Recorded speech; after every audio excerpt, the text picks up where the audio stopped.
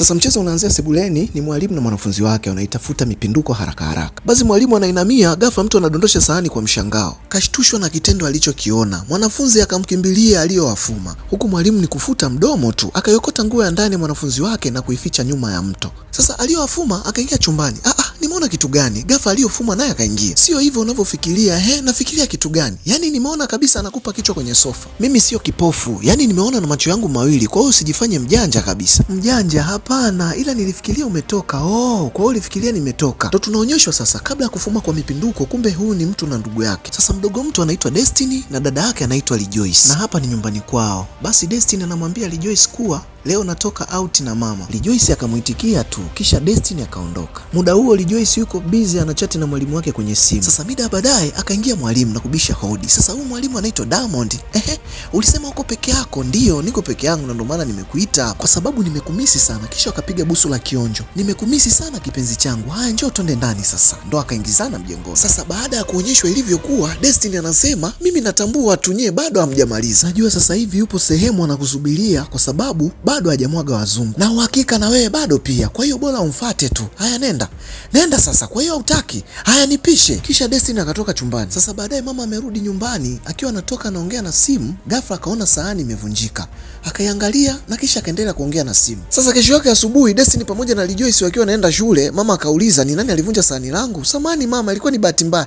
Bahati mbaya kutoka kwa nani? Destiny akasema ni dada Rejoice. Sio kweli mama. Alafu Destiny, kabla sijafumba macho yangu na kufumbua, naomba ukavioshe vile vyombo kule jikoni. Mama, dada Rejoice aliniambia ataviosha vyombo hii asubuhi. Destiny, mama sio kweli. Nilikwambia saa ngapi hivyo? Destiny anasema jana mchana. Hapana, sio kweli. Sasa ngoja nimwambie. Mama, unajua jana nimemkuta Rejoice kwenye sofa. Rejoice akaitikia na mto wangu. Destiny ni kucheka tu. Basi mama akawaambia waondoke. Baadaye shuleni Rejoice anakutana na mwalimu wake Mr. Diamond. Mwalimu anamuuliza kama mdogo wake Destiny alimwambia mama yake kuhusu jana. Hapana, hakumwambia. Asante Mungu. Basi akamruhusu aondoke. Sasa mida ya break, teacher akiwa busy kupiga msela anakutana na Destiny. Destiny akamuonyeshia ishara teacher kuwa anamwangalia. Basi teacher akaona isiwe kesi, akaamua kuondoka tu. Leo Rejoice na teacher Diamond wanaonekana ofisini, huku teacher analila tikiti kwa mahaba kweli. Huku Rejoice anazivuta hisia. Basi Rejoice ni kujishikashika tu. Mpenzi, tafadhali acha. Cheki teacher anavyolitoboa na kulila hilo tikiti. Hey. Sasa leo mwalimu Diamond amekuja nyumbani kumfundisha mwanafunzi wake Rejoice na akawa anamuelekeza maswali mbalimbali.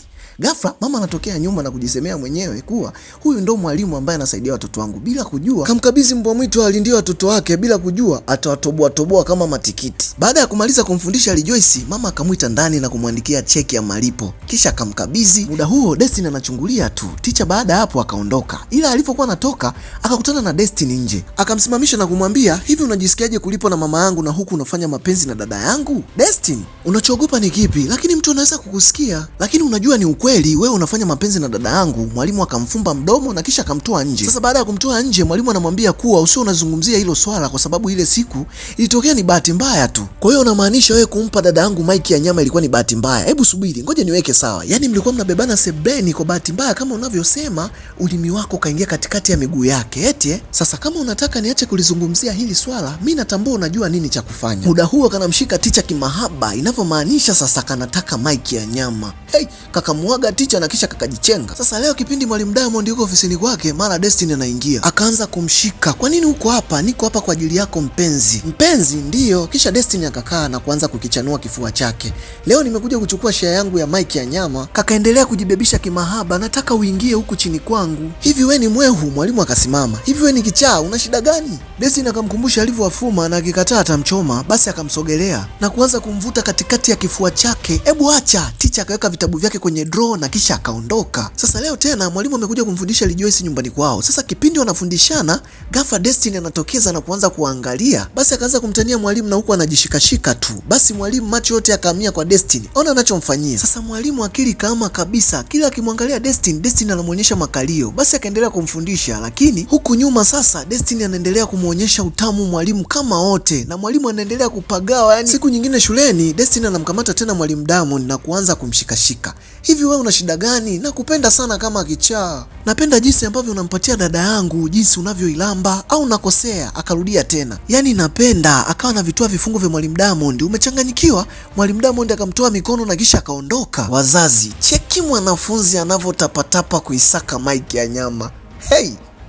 Sasa leo chumbani Rejoice akiwa busy kupanga nguo zake, mara ghafla mama akaingia na kumwambia usisahau kumtumia ujumbe mwalimu wako kuwa hautakuwepo kwa hizi siku mbili. Rejoice akasema sawa. Sasa hapa inavyoonekana Rejoice anasafiri na mama yake kwa siku mbili. Basi akawa anautuma ujumbe pale. Muda sio mwingi tunamwona mwalimu Diamond akiwa na Destiny wanaingia ndani. Baada ya mwalimu kuingia anauliza Rejoice yuko wapi? Destiny anasema ngoja nikakuitie. Kwa hiyo hapa Destiny kacheza kamchezo. Muda sio mwingi anarudi mwenyewe huku akitoa ulimi wake nje, akafunga mlango na kuanza kusogea kwa mahaba huku akimtega mwalimu wake. Mwalimu kuona hivyo akasimama. Hivi unafanya nini? Yuko wapi Rejoice? Destiny anafuata tu. Hebu acha. Sikiliza mwalimu. Hapa nyumbani hakuna mtu zaidi yetu. Mwalimu akamtuliza na kisha akamwambia Rejoice alinitumia ujumbe kuwa wiki hii atasafiri na mama yake. Baada ya hapo nikatumiwa tena ujumbe nije hapa nyumbani. Kwa hiyo kwa sasa yuko wapi? Destiny akasema alikutumia ujumbe wa kwanza lakini ujumbe wa pili nilikutumia mimi. Ndio tunaonyeshwa ilivyokuwa. Baada ya Rejoice kumtumia ujumbe mwalimu wake Diamond kuwa anasafiri na mama yake kwa siku mbili,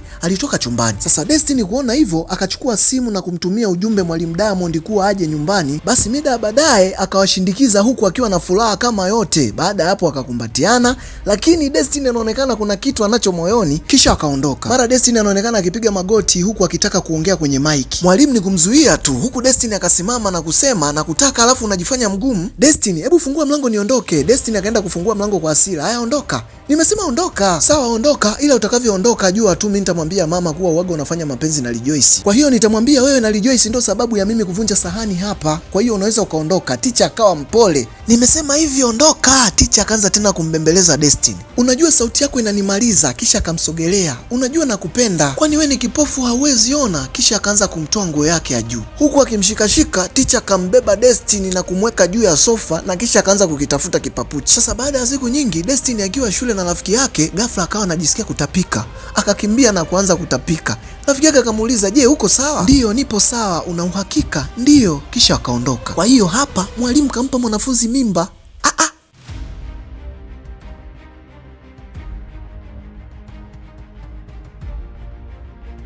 Mida ya mchana Ticha akiwa busy na mwalimu mwenzake, ghafla anaingia Destiny kwa madoido. Kisha akakiweka kimemo juu ya meza. Baada ya hapo akaondoka zake. Mwalimu Diamond akabaki tu anajiongelesha kwa mwalimu mwenzake. Sasa ili anakisoma nini? Mwalimu mwenzake ni kumshangaa tu. Kwa hiyo Destiny amemwandikia kuwa ana mimba yake.